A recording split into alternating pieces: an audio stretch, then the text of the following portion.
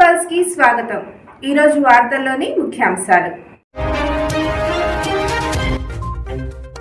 ఏపీలో పింఛన్ల కోసం 1939.35 కోట్ల రూపాయల విడుదల.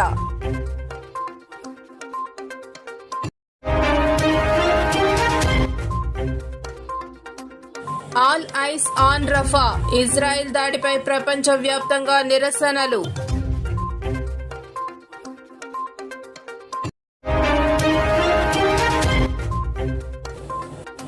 వానాకాలం వచ్చేసింది. కేరళలోకి ప్రవేశించిన నైరుతి. 14 జిల్లాల్లో యెల్లో అలర్ట్.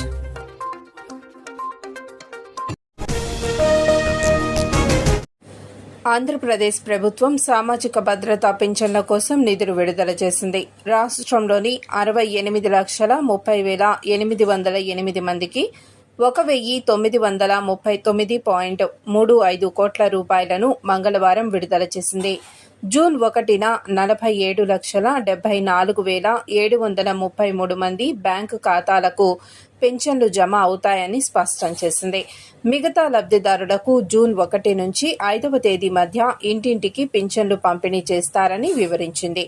రాష్ట్రంలో పార్లమెంట్, అసెంబ్లీ ఎన్నికల సందర్భంగా పింఛన్ల పంపిణీ వివాదాస్పదంగా మారింది. ఎన్నికల షెడ్యూల్ విడుదల నాటి నుంచి ఏపీలోని అధికార, ప్రతిపక్ష పార్టీల మధ్య పింఛన్ల పంపిణీపై ఎన్నికల సంఘానికి ఫిర్యాదులు చేసుకున్నారు. ఎన్నికల్లో లబ్ధి పొందేందుకు అధికార వైసీపీ వాలంటీర్ల ద్వారా పింఛన్ల పంపిణీని అడ్డుకోవాలని టీడీపీ ఫిర్యాదు చేయడంతో ఏప్రిల్ నెల పింఛన్లు పంపిణీ ఆలస్యంగా జరిగింది. పింఛన్దారులు గ్రామ పంచాయతీ కార్యాలయానికి వచ్చి పింఛన్ను తీసుకువెళ్లే ప్రక్రియను ప్రారంభించారు. పంచాయతీ కార్యాలయానికి రాలేని వృద్ధులు అనేక మంది ఇబ్బందులు పడ్డారు. ఒకరిద్దరు వృద్ధులు వడదెబ్బ తగిలి ప్రాణాలు కోల్పోయారు.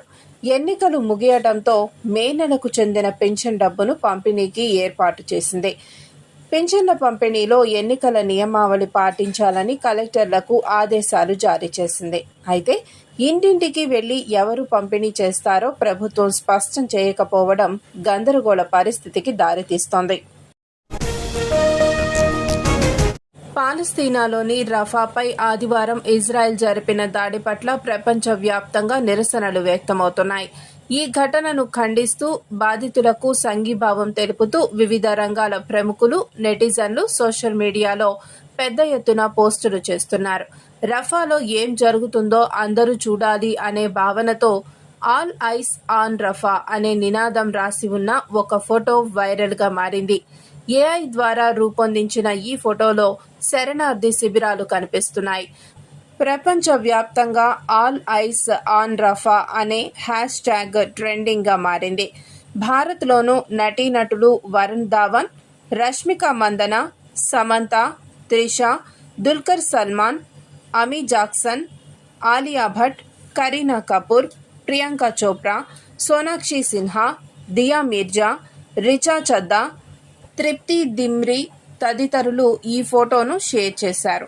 రఫా సురక్షిత ప్రాంతమని గతంలో ఇజ్రాయెల్ ప్రకటించింది. రఫా సురక్షితమని చెప్పి ఆశ్రయం పొందుతున్న ప్రజలపై ఇప్పుడు దాడి చేయడం పట్ల ఇజ్రాయెల్ వైఖరిపై పెద్ద ఎత్తున విమర్శలు వస్తున్నాయి. ఆదివారం రఫాలో ఇజ్రాయెల్ జరిపిన దాడిలో 45 మందికి పైగా ప్రజలు మృతి చెందారు. వందల మంది గాయపడ్డారు. వర్షాకాలం వచ్చేసింది. చిటపట చినుకులు మొదలయ్యాయి. నైరుతి రుతుపవనాలు ఇవాళ కేరళలోకి ప్రవేశించాయి. దీంతో ఆ రాష్ట్రంలోని 14 జిల్లాల్లో యెల్లో అలర్ట్ జారీ చేశారు. కేరళతో పాటు ఈశాన్య భారత్లోకి కూడా నైరుతి అడ్వాన్స్డ్ అయినట్లు ఇవాళ భారతీయ వాతావరణ శాఖ వెల్లడించింది. కేరళలో భారీ వర్షాలు పడే అవకాశాలు ఉన్నాయి. కొచ్చితో పాటు ఇతర ప్రాంతాల్లో వరద లాంటి పరిస్థితి నెలకొంది. మాన్సూన్ రాకతో ఐఎండీ యెల్లో అలర్ట్ ప్రకటించింది.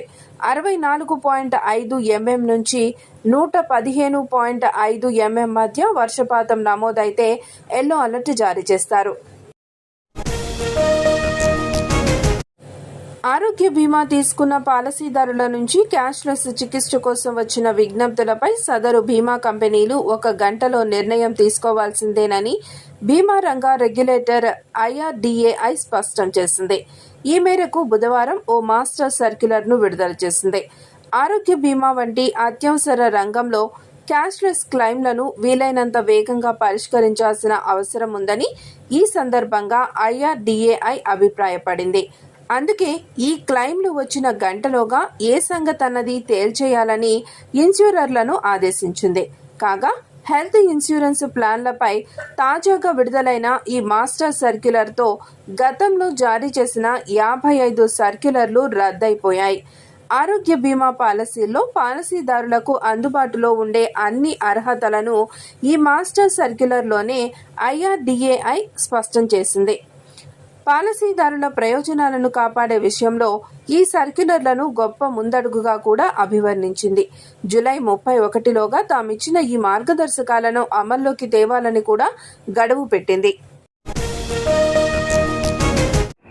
వార్తలు ఇంతటితో సమాప్తం. చూస్తూనే ఉండండి పీపుల్స్ పల్స్. సామాన్య ప్రజల గుండె సవ్వడి, ప్రజానాడి.